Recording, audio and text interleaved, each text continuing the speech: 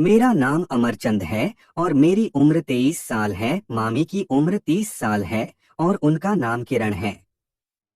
वह दिखने में एकदम खूबसूरत लगती है। उनका रंग एकदम दूध सा गोरा है। चढ़ती जवानी के साथ मेरा उनकी तरफ आकर्षण बढ़ता गया। मैं बस उन्हें किसी भी तरह बात करना चाहता था, इसलिए मैंने उन पर लाइन मारना शुरू कर दी। मामी भी मुझे हंस हंस कर बात करती थी, पर यह समझ में नहीं आ रहा था कि मामी के हंसने की वजह यूं ही है या वह भी मेरे बारे में सोचती हैं। फिर एक बार वह कुर्ती व लैगी पहनकर मेरे घर आई। उनके बच्चे मेरी बहन के साथ दूसरे रूम में खेल रहे थे और मम्मी खाना बना रही थी। मैं और मामी सोफे पर बैठकर टीवी देख रहे थे। फिर मैं थोड़ा सा सरक कर मामी से टच हो गया तो मामी दूर होने के बजाय मेरी तरफ थोड़ी सी सरक गई। शायद यह उनकी ओर से पहला इशारा था। तभी मम्मी की आवाज सुनकर मैं उनसे अलग हो गया। मैं उस रात काफी देर तक उनकी हरकत का मतलब समझने की कोशिश करता रहा। क्या मामी मुझे बात करने के लिए राजी हैं या मेरा सिर्फ भ्रम है? थोड़े दिनों के बाद मैं पढ़ने के लिए सिटी से बाहर निकल गया। बाद में जब मैं घर आए तो मुझे मिलने मामी आई। मैं उस वक्त दरवाजे पर ही खड़ा था। उन्होंने सारी बातें कि मुझे अपने गले से लगा लिया। अरे तो मैं एकदम सब शक पका गया कि यह क्या हुआ। फिर मैं भी हिम्मत किया और उनके एक गुलगुले पर हाथ रख दिया। उन्होंने मेरा हाथ अपने गुलगुले से हटाया और तिरछी नजर से इस्माइल करने लगी। फिर हम दोनों अंदर जाकर बैठ गए और वह मुझसे पढ़ाई की बातें करने लगी। उसे दिन उनकी आंखों में मुझे अपने लिए कुछ दिखा। मैं बार बार मेरी जात पर हाथ फेर रही थी। हर बार उनका हाथ मेरे गुलगुले के करीब होता जा रहा था। इससे खजूर का पेड़ बड़ा होने लगा और मामी तिरछी नजर से मेरे बड़े होते पेड़ को देखने लगी।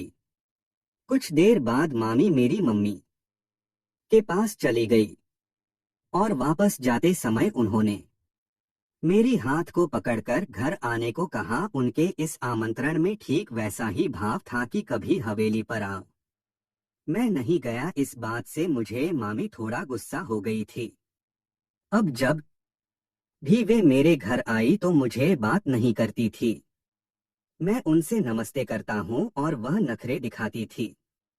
यह तब की बात है जब मैं छुट्टियां में अपने नाना के घर गया था। उधर नजदीक के रिश्तेदारों की कोई शादी थी तो सारे भाई बहन आए थे। हम सब भाई बहन आपस में खूब मस्ती करने लगे। उस समय मामी भी गांव में आई हुई थी। मामी उधर साड़ी पहनती थी। मैंने ध्यान दिया कि मामी ने साड़ी के अलावा पहना था, क्योंकि उनकी लाइन नहीं दिखाई दे रही थी।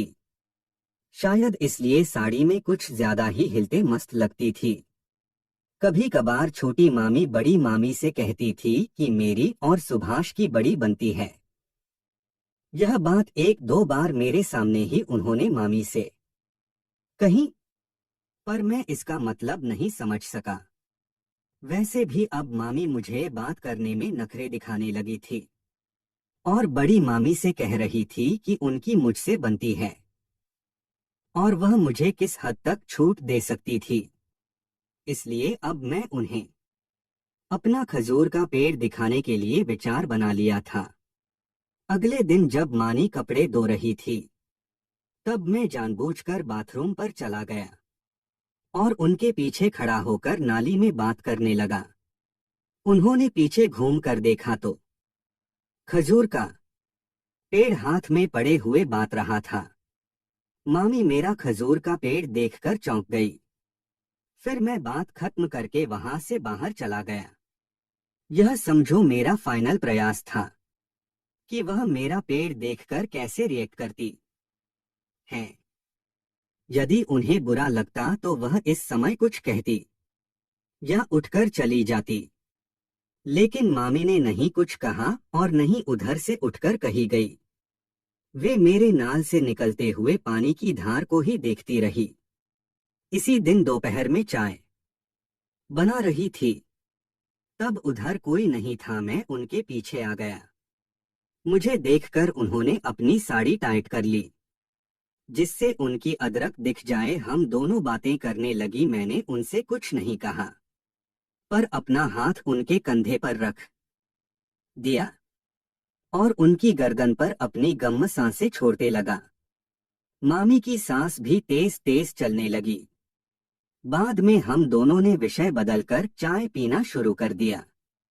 शाम को नाना नानी और मामा मामी और उनके बच्चे को एक शादी में जाना था। वे सब दूसरे दिन वापस लौटने वाले थे। छोटी मामी को भी जाना था, लेकिन उन्होंने पेट में दर्द होने का बहाना बना लिया और मेरी तरफ देखकर साथ में घर रुक जाने को कह दिया। मैं भी मनन गया और घर पर ही रुक गया। मतलब उसे रात घर पर मैं और मामी ही थे। उसे दिन मैंने मामी के कलाकंद खाने का मन बना लिया था। मेरे प्लान के मुताबिक मैं दीवार पर फवारी मारने लगा। मामी ने मुझे पीछे से देख लिया। वह मुझसे पूछ लेने लगी, यह तुम क्या कर रहे हो? मैंने कहा, बड़ी बेचैनी हो रही थी। मुझे जब भी ऐसा लगता है मैं दीवार पर सफेदी करने लग जाता हूँ और मुझे चैन मिल जाता है। उन्होंने कहा, हाँ, इस उम्र में यह सब होता है। मैं चुप था और फिर उन्होंने मुझसे कहा, तुम्हारी कोई गर्लफ्रेंड नहीं है? मैंने तुरंत कहा, मुझे कोई आपके जैसी नहीं मिली। उन्होंने कहा कि तुम्हें मुझ में क्या दिखाई देता है?